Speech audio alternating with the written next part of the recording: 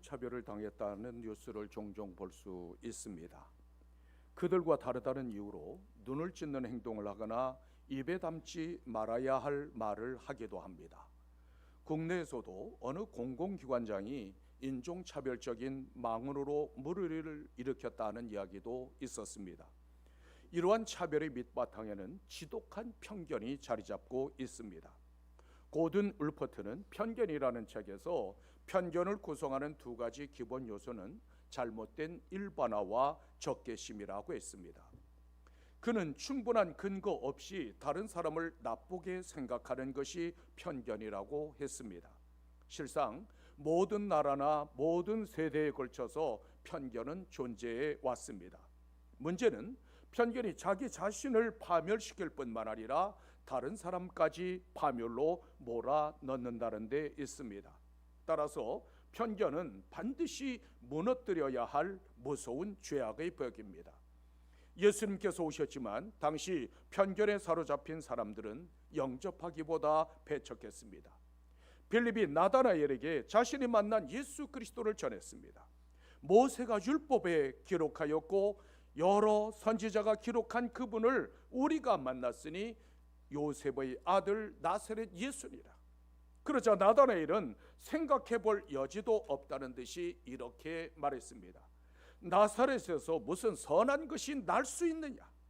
나다나엘은 예수님이 나사렛 사람이라는 이유로 메시아라는 사실을 받아들이려고 하지 않았습니다. 대제사장들과 바리새인들은 편견 때문에 메시아를 거부하고 십자가에 매다는 최악의 실수를 저지르고 말았습니다. 예수님의 고향 사람들도 역시 마찬가지였습니다.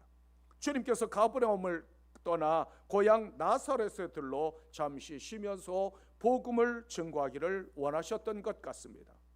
안식일이 되어 회당에서 가르치시자 고향 사람들은 예수님의 지혜와 능력에 매우 놀랐습니다. 그들은 주님의 능력과 가르침을 직접 눈으로 보고 놀랐지만 기쁨으로 영접하지 못하고 오히려 배척했습니다. 그 이유는 목수의 아들이 어떻게 메시아가 될 수 있겠느냐는 편견 때문이었습니다.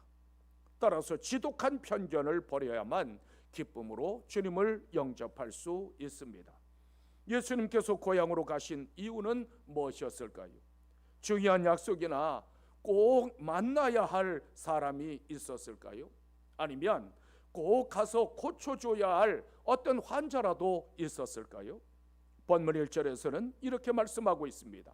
예수께서 거기를 떠나사 고향으로 가시니 제자들도 따르니라. 예수님께서 태어나신 곳은 베들레헴이지만 자라나신 곳은 나사렛이었습니다. 따라서 예수님을 가리켜 당시 사람들은 나사렛 예수라고 불렀습니다. 고향은 피곤하고 지친 인생들에게 쉼을 주는 곳입니다. 성경의 기록으로는 이때가 주님께서 마지막으로 고향을 방문하신 때였습니다. 따라서 나사렛에 들러 좀 쉬기도 하시고 고향 사람들에게 복음을 전하여 한 영혼이라도 더 구원하시기를 원하셨습니다. 예수님께서는 고향 사람들이 그 영혼에 관심을 가지셨고 그들도 하나님의 자녀들이 되기를 원하셨습니다. 주님께서 가버나움을 중심으로 놀라운 기적과 능력을 행하시자 수많은 사람들이 환영을 받았습니다. 그 후에 제자들과 함께 고향으로 오셨을 때 어떤 대접을 받았을까요? 거리거리마다 고향 방문을 축하하는 현수막을 내걸고 함께 모두 나와서 환호하며 기쁨으로 맞이했을까요? 고향 사람들은 환영은 고사하고 싸늘하게 냉대하며 배척했습니다. 이때 예수님께서 남기신 유명한 격언이 있습니다. 선지자가 고향에서는 환영을 받는 자가 없느리라. 당시 목수는 마을의 온갖 허드렛 일을 도맡아 하는 사람이었습니다. 따라서 마차를 고쳐주고 마구간을 고쳐주던 예수가 어떻게 하늘에서 오신 메시아일 수 있겠느냐는 편견에 사로잡히고 말았습니다. 예수님은 길이요 진리요 생명이십니다. 따라서 그분에게는 구원이 있고 생명이 있고 기적과 표적이 있습니다. 그분에게는 놀라운 은혜와 축복이 있습니다. 요한복음 10장 10절에서는 이렇게 말씀하고 있습니다. 내가 온 것은 양으로 생명을 얻게 하고 더 풍성히 얻게 하려는 것이라. 주님께서는 한 영혼을 구원하여 살릴 뿐만 아니라 풍성한 삶을 주시기 위해서 오셨다는 말씀입니다. 따라서 그리스도를 믿는 사람들에게는 구원해 주시는 것으로 끝나는 것이 아니라 풍성한 삶도 보장해 주셨습니다. 그러나 그분을 배척하면 영생도 풍성한 삶도 누릴 수 없습니다. 예수님의 능력은 사람의 능력이 아니라 전능하신 하나님의 능력, 창조주의 능력이었습니다. 따라서 그분께서 잠잠하라, 고요하라 말씀하시면 바람과 바다도 순종했습니다. 귀신아 물러가라고 선포하시면 귀신이 나갔고 네 병에서 놓여 강건하리라고 말씀하시면 그대로 이루어졌습니다. 죽은 아이를 향해 달리다 금 아이야 일어나라고 말씀하시면 죽은 자가 다시 살아났습니다. 하지만 나사렛 사람들은 목수의 아들, 목수라는 이유로 구원의 은혜와 그 놀라운 권능을 행하시는 우리 주님을 보면서도 밀어내고 말았습니다. 예수님께서 그들 가운데 오셨지만 배척했기에 그분의 은혜와 사랑과 기적도 모두 잃어버리고 말았습니다. 이 사건은 고향 사람들에게 가장 큰 비극이요 아픔이었습니다. 왜 나사렛 사람들은 예수님을 배척했을까요? 우리 주님께서 그들에게 감당할 수 없는 어떤 요구를 하셨기 때문일까요? 아니면 우리 주님께서 윤리나 도덕적인 문제라도 있었을까요? 본문 3절에서는 이렇게 말씀하고 있습니다. 이 사람이 마리아의 아들 목수가 아니냐? 야고보와 요셉과 유다와 시몬의 형제가 아니냐? 그 너희들이 우리와 함께 여기 있지 아니하냐 하고 예수를 배척한지라. 나사렛 사람들은 우리 주님의 배경에 대해서 너무 잘 알고 있었습니다. 직업뿐만 아니라 가족관계까지 모든 신변에 대해서 정확하게 알고 있었습니다. 그런데 그런 미천한 목수로만 알고 있었던 예수가 지혜롭고 권위 있는 말씀을 가르치시자 놀라움을 금할 수 없었습니다. 예수님의 가르침은 땅의 지혜가 아니라 하늘의 지혜였습니다. 당시 바리새인들이나 서기관들에게 한 번도 들어보지 못했던 놀라운 말씀이었습니다. 고향 사람들은 예수님의 가르침을 듣고 그만 큰 충격에 빠졌습니다. 하지만 그들이 알고 있는 나사렛 예수는 볼품도 없고 배경도 없는 목수에 불과했습니다. 따라서 그들의 일이나 하던 목수가 어떻게 하늘에서 오신 메시아가 될 수 있는가? 그 이후로 그만 배척하고 말았습니다. 목수가 아니냐는 말 속에는 목수 주제라고 하는 경멸의 의미가 내포되어져 있습니다. 그뿐만 아니라 목수의 아들, 마리아의 아들이라고 하는 의미도 역시 예수님의 권위를 떨어뜨리고 메시아라고 하는 의도가 다분히 담겨 있습니다. 따라서 주님의 가르침을 하나님의 말씀으로 받아들일 수 없었습니다. 이처럼 주님을 어떤 분으로 대하느냐에 따라서 그분의 말씀도 의미가 달라집니다.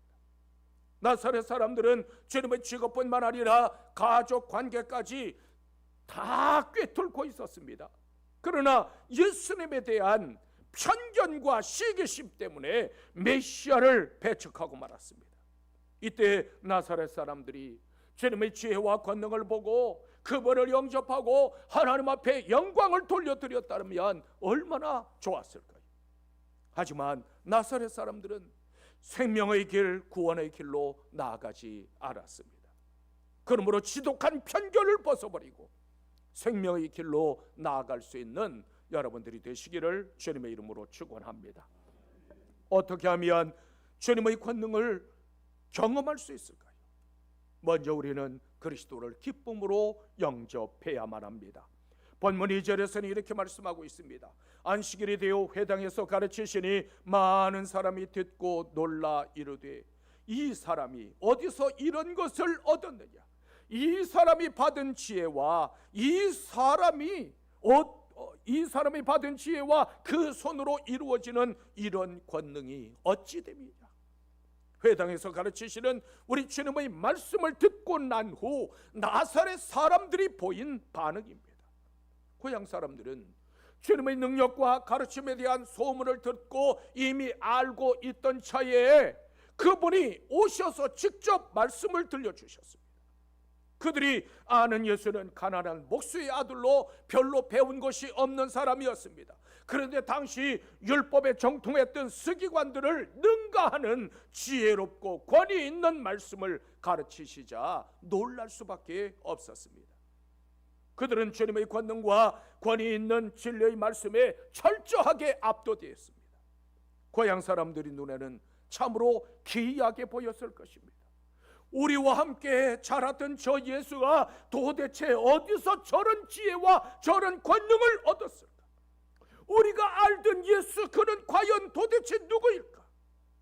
가버나움에서 엄청난 기적을 행했다고 하던데 그 권능의 출처는 도대체 어디일까?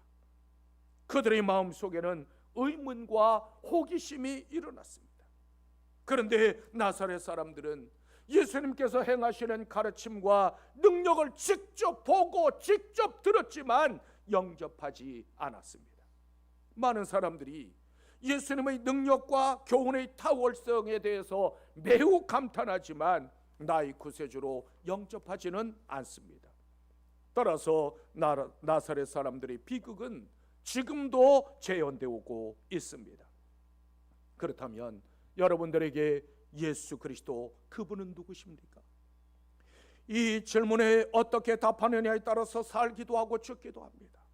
영원한 생명을 얻을 수도 있고 영원한 절망과 저주의 길로 갈 수도 있습니다. 그렇다면 진정한 믿음이란 무엇일까요? 진정한 믿음이란 기쁨으로 예수 그리스도를 나의 구세주로 믿고 영접하는 것입니다. 우리가 예수 그리스도를 믿는다는 것은 그분만이 나의 구세주요 주인이라는 고백입니다. 요한복음 1장 12절에서는 이렇게 말씀하고 있습니다. 영접하는 자 곧 그 이름을 믿는 자들에게는 하나님의 자녀가 되는 권세를 주셨느니라. 예수 그리스도의 이름을 믿는 자들에게는 믿는 자들에게 주시는 놀라운 은혜와 축복의 말씀입니다. 주님의 지혜와 능력을 보고 나사렛 사람들은 놀라는 것으로 끝나고 말았습니다. 그러나 주님을 보고 놀라는 것으로 끝난다고 하면 아무런 유익이 없습니다. 주님의 권세와 능력과 가르침을 인정하는 것과 영접하는 것은 분명한 차이가 있습니다. 복음서로 보면 심지어 귀신들조차도 그리스도를 향하여 하나님의 아들이라고 외치며 그 앞에 무릎 꿇었습니다. 하지만 귀신들이 진정 그리스도를 하나님의 아들로 믿고 영접한 것은 아닙니다. 그러므로 우리는 단지 하나님과 그리스도를 인정하는 그런 자리에 머물러서는 안 됩니다. 마음의 문을 열고 내 중심에 그리스도를 모셔드리고 그분의 뜻대로 사는 자리까지로 나아가야 합니다. 나사렛 사람들은 구세주가 그들 가운데 나셨고 구원의 복음을 직접 선포하셨음에도 불구하고 생명의 길로 나아가지 못했습니다. 예수 그리스도를 나의 구소주로 영접하지 않았기 때문입니다. 그러나 오직 예수 그분의 이름만이 우리를 의롭게 하고 그분의 이름만이 구원을 얻어 하나님의 자녀가 되게 합니다. 그러므로 주님을 기쁘게 영접함으로 하나님의 자녀가 되는 권세를 누릴 뿐만 아니라 하나님께서 베풀어 주시는 권능을 목격할 수 있는 여러분들이 되시기를 주님의 이름으로 축원합니다. 또한 우리는 지독한 편견을 버려야 합니다. 본문 4절에서는 이렇게 말씀하고 있습니다. 예수께서 그들에게 이르시되 선지자가 자기 고향과 자기 친척과 자기 집 외에서는 존경을 받지 못함이 없느니라. 만약 우리 예수님께서 왕궁으로 오셨거나 대제사장의 아들로 오셨다면 그래도 예수님을 배척했을까요? 아마도 우리를 해방시키실 메시아가 오셨다고 종려나무 가지를 꺾어들고 나가서 기뻐 뛰며 환영했을 것입니다. 그런데 나사렛 가난한 목수의 아들로 오시자 누구보다 환영하고 따뜻하게 영접해야 할 고향 사람들조차도 그분을 배척했습니다. 고향 사람들이 예수님을 배척한 이유는 그분에 대해서 잘 안다는 지독한 편견 때문이었습니다. 이처럼 편견은 하나님의 권능과 영광을 바라보지 못하게 합니다. 고향 사람들이 주님의 지혜와 권능을 있는 그대로 바라보았더라면 아마도 가버나움에서 일어났던 그 기적들보다 더 크고 더 놀라운 능력을 분명히 경험했을 것입니다. 그러나 그들의 눈에는 단지 마리아의 아들 목수로만 보였을 뿐입니다. 편견은 두 가지 때문에 일어납니다. 하나는 아예 모르기 때문에 일어나고, 다른 하나는 너무 잘 안다고 착각하기 때문에 일어납니다. 나사렛 사람들은 예수님의 형제까지도 두루두루 다 꿰고 있었습니다. 야고보와 요셉과 유다와 시몬의 형제가 아니냐, 그 너희들이 우리와 함께 여기에 있지 아니하냐. 그런데 어떻게 저 하찮은 목수가 하늘에서 오신 메시아일 수 있겠는가? 이런 편견이 그들로 하여금 메시아를 배척하게 만들었습니다. 이런 지독한 편견은 친족이나 심지어 가족들에게도 있었습니다.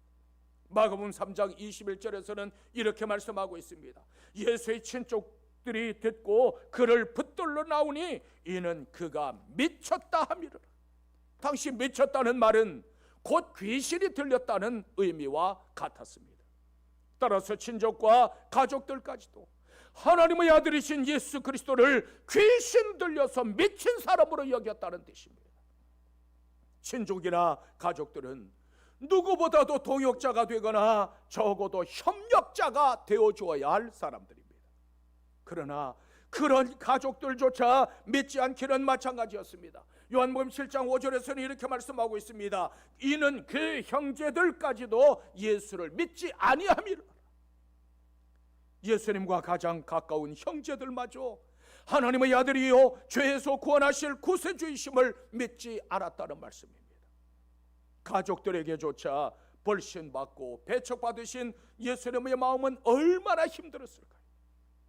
가족은 어떤 문제라도 서로 이해하고 격려해주는 친밀한 관계입니다.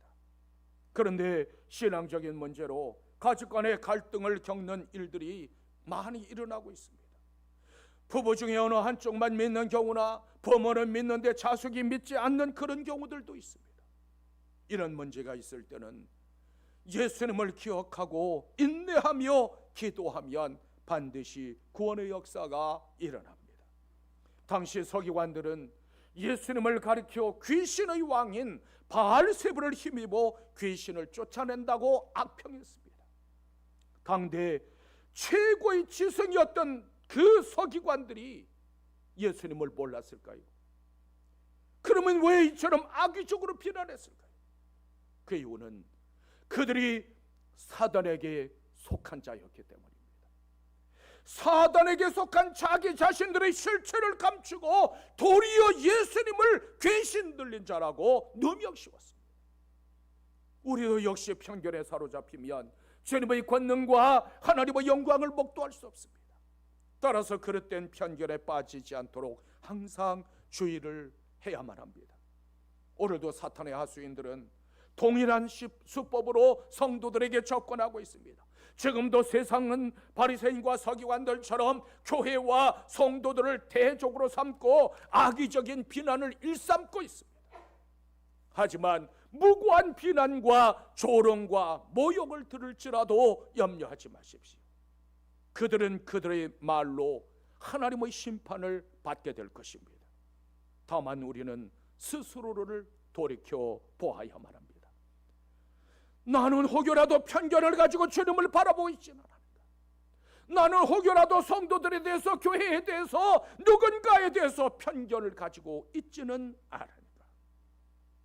만약 편견이 있다면 걷어내므로 하나님의 권능을 경험할 수 있는 여러분들이 되시기를 주님의 이름으로 축원합니다. 또한 우리는 온전한 믿음의 자리로 나아가야 합니다. 본문 5절로부터 6절에서는 이렇게 말씀하고 있습니다. 거기서는 아무 권능도 행하실 수 없어 다만 소수의 병자에게 안수하여 고치실 뿐이었고 그들이 믿지 않음을 이상히 여기셨다. 주님은 비록 사람의 몸을 입고 이 땅에 오신 분이시지만 그분은 전능하신 하나님의 본체였습니다.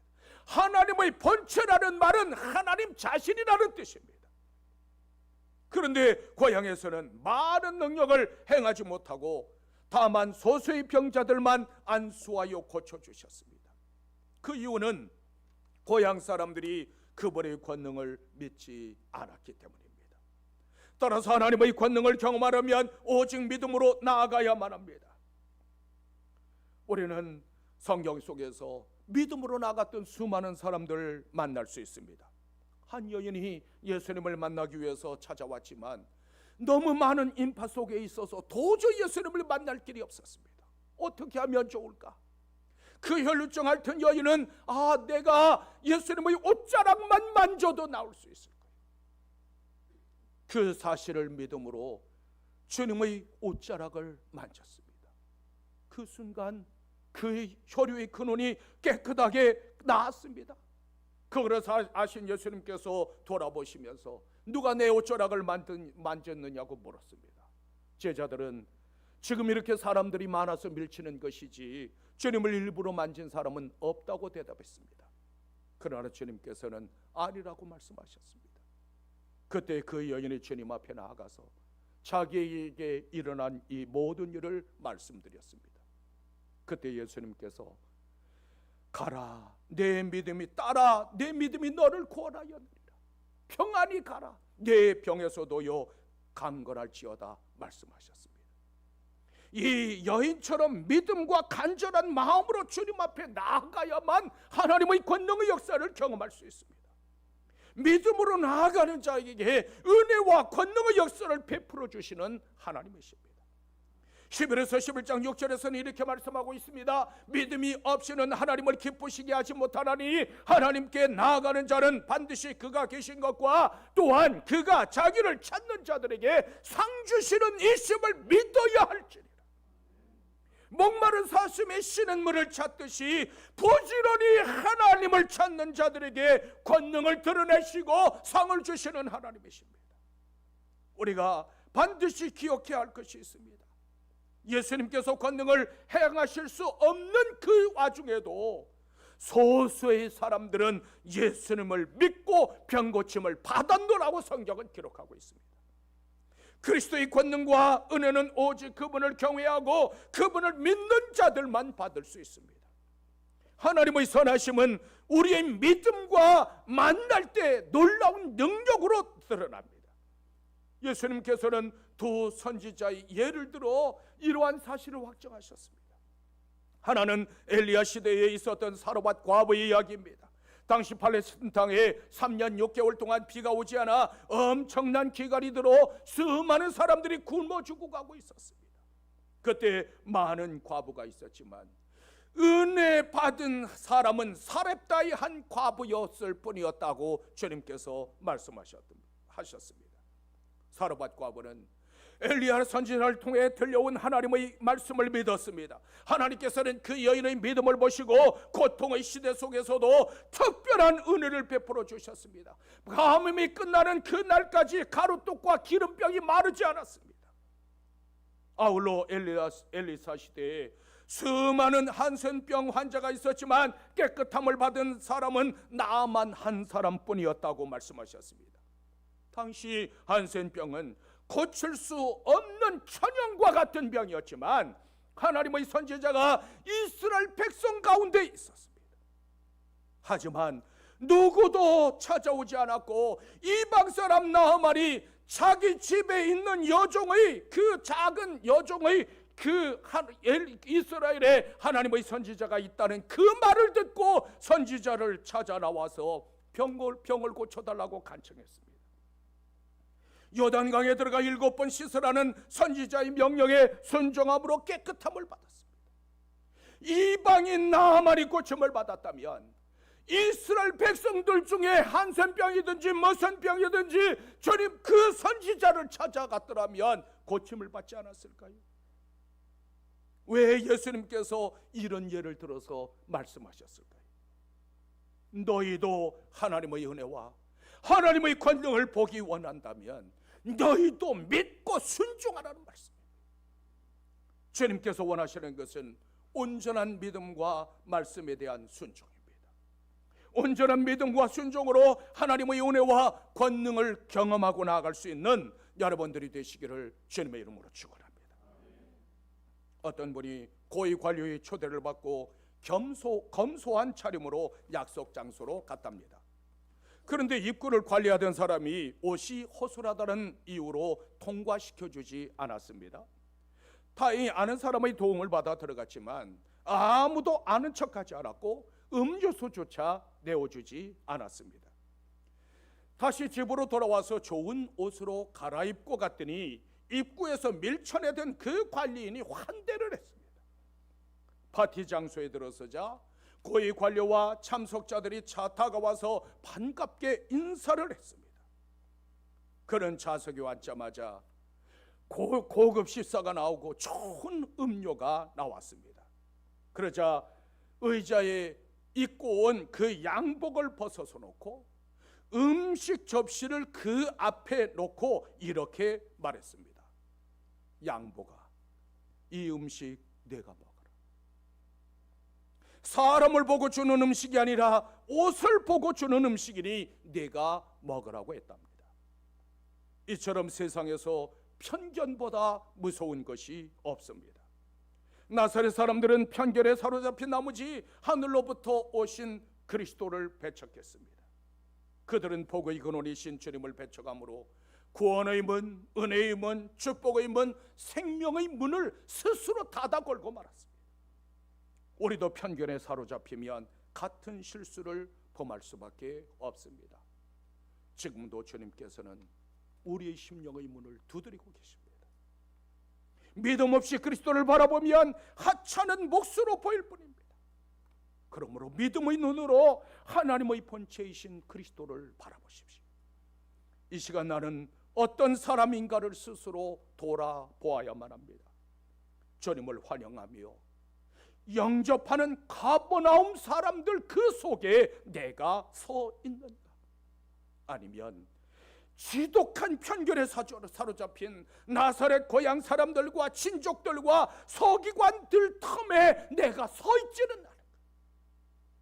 하나님께서는 준비된 자들에게 은혜를 베푸시고 권능을 나타내시는 분이십니다.